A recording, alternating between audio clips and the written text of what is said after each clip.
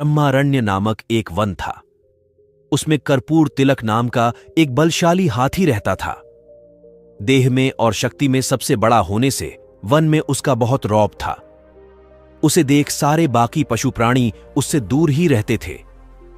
जब भी कर्पूर तिलक भूखा होता तो अपनी सूंड से पेड़ की टहनी आराम से तोड़ता और पत्ते मजे में खा लेता।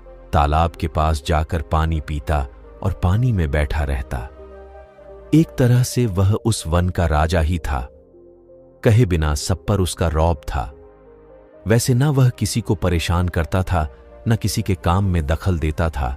फिर भी कुछ जानवर उससे जलते थे। जंगल के भेदूतयों को यह बात अच्छी नहीं लगती थी। उन सब ने मिलकर सोचा, किसी तरह इस हाथी को सबक सिखाना चाहिए और इसे अपने रास्ते से हटा देना चाहिए। उसका इतना बड़ा शरीर है, उसे मारकर उसका मांस भी हम काफी दिनों तक खा सकते हैं, लेकिन इतने बड़े हाथी को मारना कोई बच्चों का खेल नहीं। किसमें है ये हिम्मत जो इस हाथी को मार सके? उनमें से एक भेड़िया अपनी गर्दन ऊंची करके कहने लगा, उससे लड़ाई करके तो मैं उसे नहीं मार सकता, लेकिन मेरी बुद्धिमत्ता से मैं उसे जरूर मारने में कामयाब हो सकता हूं। जब यह बात बाकी भेड़ियों ने सुनी तो सब खुश हो गए और सबने उसे अपनी करामत दिखाने की इजाजत दे दी। चतुर भेड़िया हाथी कर्पूर तिलक के पास गया और उसे प्रणाम किया। प्रणाम, आपकी कृपा हम पर सदा बनाए रखिए। कर्पूर तिलक ने पूछा, कौन हो भाई तुम? कहां से आए हो? मैं तो तुम्हें नहीं जानता। मेरे पास किस काम से आए हो? महाराज, मैं एक भेड़िया हूं। मुझे जंगल के सारे प्राणियों ने आपके पास भेजा है। जंगल का राजा ही सबकी देखभाल करता है, उसी से जंगल की शान होती है।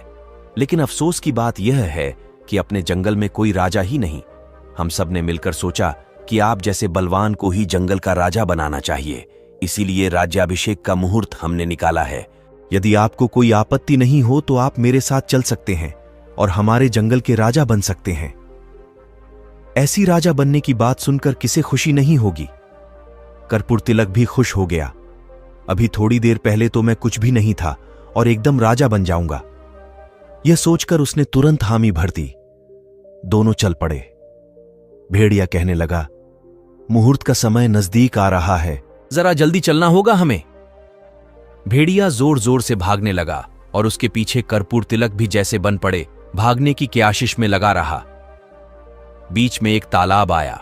उस तालाब में ऊपर ऊपर तो पानी दिखता था, लेकिन नीचे काफी दलदल था।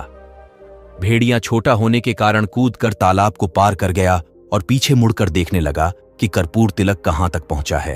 कर्पूर तिलक अपना भारी शरीर लेकर जैसे ही तालाब में जाने लगा तो दलदल में फंसता ही चला गया।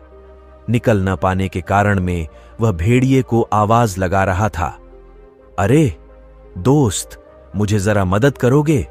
मैं इस दलदल से निकल नहीं पा रहा हूं। लेकिन भेड़िए का जवाब तो अलग ही आया, अरे मूर्ख हाथी, मुझ जैसे भेड़िए पर तुमने यकीन तो किया, लेकिन अब भुगतो और अपनी मौत की घड़ियां गिनते रहो। मैं तो चला। यह कहकर भेड़िया खुशी से अपने साथियों को यह खुशखबरी देने के लिए दौड़ पड़ा। बेचारा कर्पूर तिलक। इसीलिए कहा गया है कि एकदम से किसी पर यकीन न करने में ही भलाई होती है।